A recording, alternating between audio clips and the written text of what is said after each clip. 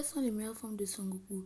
Asseyez-vous et je vous dirai quelles sont les formes. Si vous n'êtes pas d'accord avec moi, ne vous plaignez pas. 6.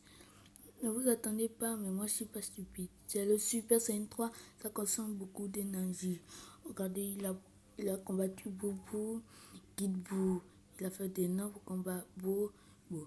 Mais ce qui fait son point faible, c'est que ça gaspille trop d'énergie, que ça n'a pas de soucis, mais c'est pas ça le problème. C'est si tu combats avec ça, tu vas te fatiguer pour rien. C'est pour ça que vaut mieux améliorer les autres transformations qui ne gaspillent pas trop d'énergie, comme le Super Saiyan 3, à part dans l'autre monde où c'est utile.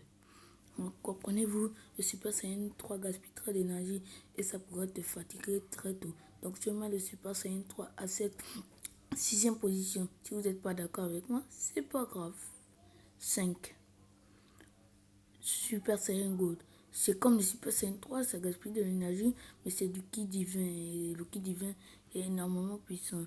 Ça peut combattre virus, c'est puissant, mais c'est utilise trop de ki divin. Ouais, donc tu vois, ça fatigue aussi Goku, comme le Super Saiyan 3. Et à la 4e place, vous n'avez pas dit d'accord avec moi, Ultra Instinct. Ouais.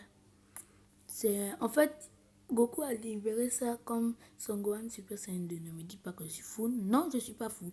Et c'est vrai, ça gaspille l'énergie comme le Super Saiyan 3, le Super Saiyan God que nous avons cité. Et puis, regardez, il a trop de puissance. C'est quoi? Trop de puissance. Ça n'a plus de sens. Trop de puissance, ça part en l'air.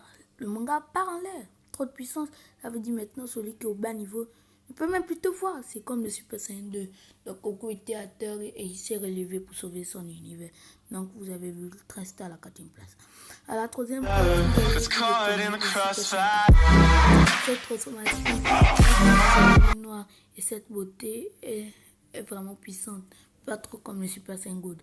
Il a le Super Saiyan 4 Full Power. Et il y a des trucs pour les maîtriser. Vous voyez, il est tellement beau, il est tellement fort. Pas fort comme le train instinct. Et il y a des principes. Tu dois d'abord avoir une queue. Tu dois te transformer en Golden Ozaru. Après cette étape de Golden Ozaru, tu vas réapparaître en Super Saiyan 4. Il a aussi une autre transformation du Super Saiyan 4, Super Saiyan 4 Full Power, avec elle il a combattu Shenron. À la 2e position, c'est à l'origine du Super Saiyan 3, Super Saiyan 2, le Super Saiyan 1. À l'origine de toutes les transformations, tout le monde se transforme avec. Et son combat contre Freezer était tellement classe. Donc, le Super Saiyan 1, c'est une transformation très utile. Tu ne contrôles pas tes émotions, tu deviens très puissant. Donc, Super Saiyan 3. Je ne vous ai pas dit que le Super Saiyan 1 n'est pas mauvais. C'est très bon.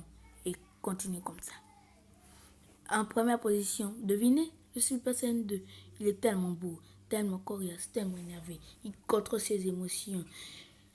Ça a 2 étapes pour se transformer. Soit c'est comme Son Gohan, soit c'est sûrement comme Son Goku. Nous savons pas. Tout ça là n'est que mon avis. Ne vous fâchez pas avec moi. Regardez ce Kamehameha, il peut le balancer partout. Il est tellement puissant, ça multiplie la force par son. Il a frotté Majin Vegeta. Donc, ça n'est pas mon avis. Peut-être en débloquant comme le Super Saiyan 3 ou le Super Saiyan 2. En s'entraînant. Donc le Super Saiyan 2, c'est une transformation aussi cheatée, très forte, plus puissante que le Super Saiyan 1. Et c'est une étape très importante. Grâce à cette transformation, tu peux la maîtriser superbement comme tu vas devenir comme Vegeta et Beerus. Donc Super Saiyan 2, c'est une des meilleures transformations de tout l'univers de Dragon Ball. Et voilà. Tout ça n'est que mon avis, je répète. Et on se dit bye bye. À la prochaine.